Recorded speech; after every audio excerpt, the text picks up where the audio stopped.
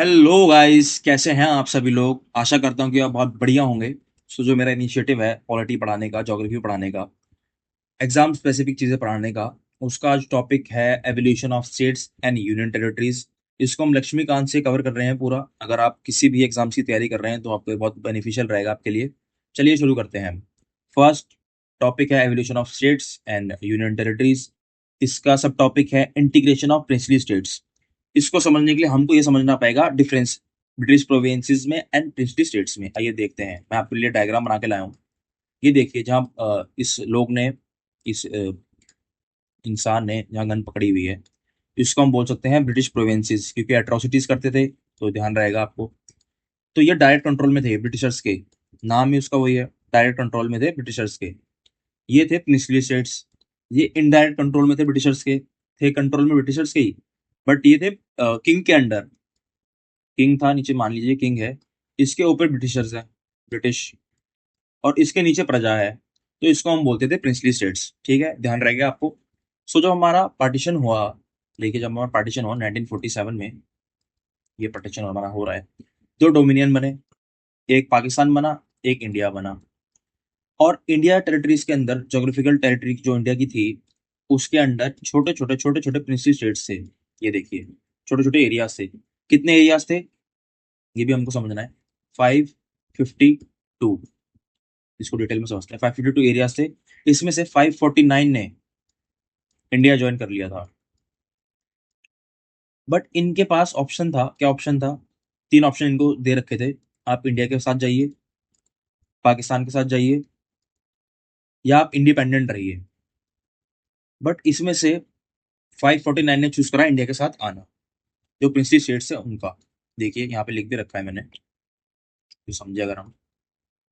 जहां मैं मार्क कर रहा हूँ वही देखना है आपको। दो पॉलिटिकल यूनिट्स थी, ब्रिटिश प्रोविंसेस, ये देखिए, प्रिंसली स्टेट्स जो आपको भी ऊपर बताया। और 1947 में इंडिपेंडेंस एक्ट पास हुआ, जिससे पावर गई इंडिया और दो पाकिस्तान बना, ट्रांसफर ऑफ पावर हुआ। ठीक है, उसके बाद 549 ने इंडिया ज्वाइन करा, प्रिंसली स्टेट्स ने।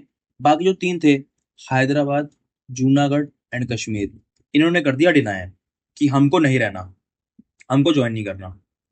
तो उन्हीं के बाद एंट्री होती है वल्लभ भाई पटेल जी की। देखिए ये रहे, इनको मैं डॉक्टर बोलना चाहूंगा, पॉलिटी का डॉक्टर, क्योंकि इन्होंने तीन स्टेट से ना, उनके साथ सेम एक्शन नहीं करा। जिस जगह जैसी जरूरत थी वैसे ही इनकलकेट करा अपने इंडियन यूनियन के अंदर। तभी मैं इनको डॉक्टर ऑफ पॉलिटी भी बोलता हूँ। देखिए, इनको बोला जाता है आयरन मैन ऑफ इंडिया। ये देखिए, iron man of India, unifier of India, and इनको बिस्मार्क ऑफ इंडिया भी बोला जाता है, बिस्मार्क ऑफ इंडिया। इनके एक्शन अगर हमें समझ नहीं आया तब आपको समझ आएगा इनके बारे में। देखिए, ये थे हैदराबाद, जूनागढ़, कश्मीर। पहले हम समझते हैं हैदराबाद के बारे में। हैदराबाद में नवाब था, नवाब ऑफ हैदराबाद। तो जब हमने बोला कि आप चूज करिए, तो उन्होंने बोला कि हम तो जाएंगे जी, हम नहीं आपके साथ आना चाहेंगे, इंडिया के साथ हम नहीं आना चाहेंगे। तो वल्लभ भाई पटेल ने बोला, अच्छा जी ऐसे कैसे नहीं आना चाहेंगे आप? तो हमने यहाँ पे पुलिस एक्शन करा। बेसिक पुलिस एक्शन के रूप में हमने यहाँ पे मिलिट्री एक्शन ही कर दिया, इंडियन आर्मी को हमने भेज दिया। ये देखिए, 13 सितंबर 1948 को ये मूव करके हैदराबाद। तो इनके बीच में फाइट, हल्की बहुत स्किरमिश हुई, बट उनको पता लगे कि हम लड़ तो पाएंगे नहीं हैदराबाद वालों को। तो इस वजह से हैदराबाद हमारे अंडर आ गया। देखिए, सरेंडर कर दिया हैदराबाद फोर्सेज ने, और इंडियन यूनियन के अंदर मर्ज हो गया हैदराबाद, पुलिस एक्शन से। ये हमको ध्यान रखना है कि हैदराबाद होता पुलिस एक्शन से, और उसका नाम था ऑपरेशन पोलो। सेकंड क्या है भाई? जूनागढ़। अब जूनागढ़, सबसे पहले तो हमें समझना है जूनागढ़ है कहाँ। ये देखिए, इस एरिया में जूनागढ़ है। जो ये वाला पार्ट है ना गुजरात का, साउथ वाला पार्ट, इसको हम जूनागढ़ बोलते हैं। सो जूनागढ़ को हमने कैसे इनकलकेट करा? देखिए, यहाँ का जो किंग था, दैट वाज मुस्लिम। सो उन्होंने बोला कि हम पाकिस्तान के साथ जाना, हमको हमारा तय है, हम पाकिस्तान के साथ, हमको असीड कर दिया उसने पाकिस्तान को। देखिए, हैड असीडेड टू पाकिस्तान 1947 में। बट यहाँ पे हमने क्या करा, यहाँ पे जो जनता थी ना, वो 99% वो हिंदू जनता थी। तो वल्लभ भाई पटेल जी को पता था कि यहाँ पे एक्शन करने का कोई फायदा नहीं है, पुलिस एक्शन। तो इन्होंने क्या करवाया, प्लेबिसाइड करवाया, रेफरेंडम करवाया। रेफरेंडम में क्या होता है, ये डायरेक्ट डेमोक्रेसीज के टूल्स होते हैं। प्लेबिसाइड में क्या करते हैं, जैसे मान लीजिए बॉक्स दे दिया, और यहाँ पे बोल देंगे, आप पर्चे में लिख दो आपको क्या चाहिए, आपको इंडिया में रहना है, पाकिस्तान में रहना है। तो प्लेबिसाइड करके लोगों का ओपिनियन लिया। तो जब लोगों का ओपिनियन लिया, तो ऑलमोस्ट 99.95% ने, ऑलमोस्ट 100 ही हो गए, बोला कि हम तो इंडियन के साथ ही रहना चाहते हैं। तो ये इस वजह से इंडिया के साथ एनकलकेट हुए। थर्ड थर्ड रहेगा कश्मीर, जो कि काफी कॉम्प्लेक्स टॉपिक है कश्मीर के बारे में समझना। चलिए मैं आपको एक स्टोरी के थ्रू समझाता हूँ। मान के चलिए ये हमारा जम्मू कश्मीर है पूरा, अब तो दो टुकड़े में हो गया ये। मान के चलिए ये रहा कश्मीर। कश्मीर सो यहाँ पे जो राजा थे उनका नाम था महाराजा हरि सिंह। ऐसे लिख देता हूँ, महाराजा हरि सिंह। जब पार्टीशन हुआ उस टाइम भी रूल कर रहे थे। तो ये चाहते थे, ये क्या बाकी लोग भी चाहते थे कि हम इंडिपेंडेंट रहे। बट क्या हुआ, जैसे ही 1947 आया, अक्टूबर का टाइम में इन्वेजन करा दी गई पाकिस्तान के थ्रू। ये देखिए, tribal invasion. Basically non state actor बोलते हैं उनको, non state actors. Non state actors कौन से होते हैं?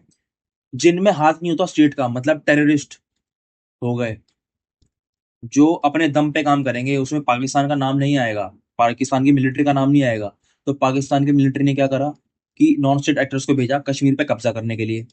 और महाराजा हरि सिंह ने बोला हम इनसे लड़ तो पाएंगे नहीं, क्योंकि इनके पास एडवांस वेपन्स थे उस टाइम पे। सो इन्होंने क्या करा, महाराज हरि सिंह ने बोला कि इंडिया को कि आप हमारी हेल्प करिए। तो हेल्प के बदले इंडिया ने क्या बोला, इंडिया ने बहुत चाल तो नहीं बोलूंगा, मतलब बहुत अच्छा एक्शन लिया। उन्होंने बोला कि हम आपकी मदद ऐसे क्यों करें, अगर आप इंडिया में आना चाहते हैं तभी हम आपकी मदद करेंगे। तो उस टाइम साइन करवाया इंस्ट्रूमेंट ऑफ एक्सेशन। ये देखिए, यहाँ पे ये मैंने मेंशन भी कर रखा है, इंस्ट्रूमेंट ऑफ एक्सेशन। इसके अंडर क्या हुआ कि जो लीगली ना हमने कंट्रोल दे दिया डिफेंस को, इंडियन की डिफेंस को, एक्सटर्नल अफेयर्स भी और कम्युनिकेशन भी। सो बेसिकली ये हमारा ही पार्ट हो गया। जब आपने डिफेंस को कोई चीज दे दी ना, तो मतलब हमारा उस एरिया पे कब्जा हो गया। सो ये इंस्ट्रूमेंट ऑफ एक्सेशन साइन करा हमने, और इसको एक्सेप्ट करा लॉर्ड माउंट बैटन ने, जो गवर्नर जनरल थे हमारे इंडिया के उस टाइम पे, जिन्होंने हमारा बंटवारा भी कराया था, ये भी ऐसे भी बोल सकते हैं। तो ऐसे करके हमने आर्मी भेजी एयरलिफ्ट करके, और रिपील करवाया, सॉरी रिपील करवाया, इन्वेजन को हमने रिपेल करवाया। तो जो हमें अब चीज पढ़नी है ना, वो रहेगी कमीशन और कमिटी। किसके बेसिस पे?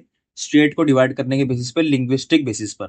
कैसे स्टेट को हम क्या लिंग्विस्टिक बेसिस पे डिवाइड कर सकते हैं कि यहाँ मान लीजिए डोंगरी बोलने वाले भाषा वाले लोग हैं, तो क्या वो अलग जा सकते हैं? यहाँ पंजाबी बोलने वाले भाषा वाले लोग अलग हैं, तो वो क्या अलग जा सकते हैं, अपना अलग स्टेट बना सकते हैं? तो इसी बेसिस पे हमने कमीशन बनाया तीन तीन, उसके बारे में पढ़ना है। सो फर्स्ट रहेगा धार कमीशन 1948 में। इसको क्या बोला जाता है? लिंग्विस्टिक प्रोविंसेस कमीशन, नाम में ही लिखा हुआ है। चेयरपर्सन कौन थे? एस के धार। अपॉइंटमेंट कब हुई? जून 1948 में।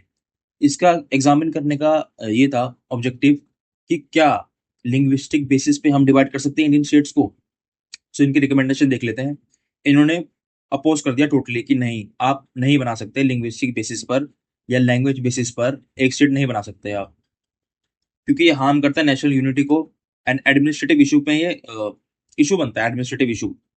क्योंकि एक ही लैंग्वेज वाले लोग होंगे तो उसमें और इंडिया के लोग कैसे काम करेंगे, आप खुद सोच के देखिए। तो उन्होंने सोलली इसको मना कर दिया कि नहीं कर सकते, और ये रिकमेंड करा कि एडमिनिस्ट्रेटिव कन्वीनियंस पे हमें काम करना है, मतलब कि हमें ऐसे से डिवाइड करना है जहाँ एडमिनिस्ट्रेशन करना ईजी रहे हमारे लिए, उस बेसिस पे हमें डिवाइड करना है। तो चलिए ये तो हो गया, मतलब इन्होंने लैंग्वेज को नीचे रखा, एडमिनिस्ट्रेटिव कन्वीनियंस को ऊपर रखा। सो 1948 में ये आया। सो इससे ना लोग बहुत नाराज हो गए, गुस्सा हो गया कि नहीं, हमें तो अब लिंग्विस्टिक बेसिस चाहिए ही चाहिए। उसके बाद आई जेवीपी कमेटी। अब इसमें क्या था? इसमें ये था, जेवीपी कमेटी से क्यों बोलते हैं, क्योंकि इसमें तीन लोग थे, जवाहरलाल नेहरू, वल्लभ भाई पटेल, पटाभी सीतारामैयन, ये हमको याद रखना है। और इनकी फॉर्मेशन में 1948 में दिसंबर में, क्योंकि पब्लिक सेटिस्फेक्शन हो गई थी धार कमीशन से। उसके बाद इन्होंने क्या बोला, रिफ्रेन करा धार कमीशन को कि इन जनरल में हमें अगर देखना है ना, तो हमें लिंग्विस्टिक बेसिस पे हमें बनाना ही पड़ेगा, बट कहाँ? जहाँ बहुत ही स्ट्रांग डिमांड हो।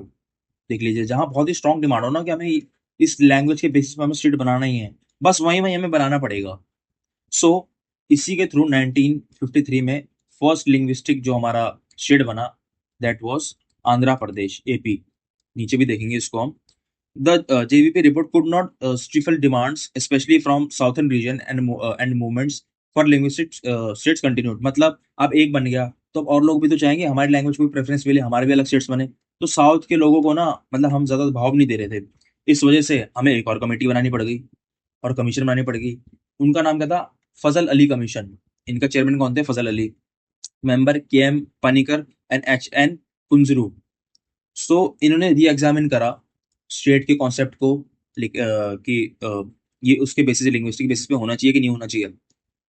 सो recommended creation of states mostly on linguistic lines but also consider economic administrative and cultural factor।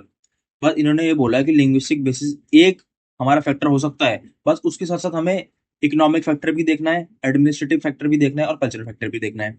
सो इसी के थ्रू ना हमारे 14 स्टेट्स बने और 6 यूनियन टेरिटरीज बनी। आइए देखते हैं, ये मैंने डाला हुआ है, ये देखिए लक्ष्मीकांत के थ्रू ही मैंने ये डाला हुआ है।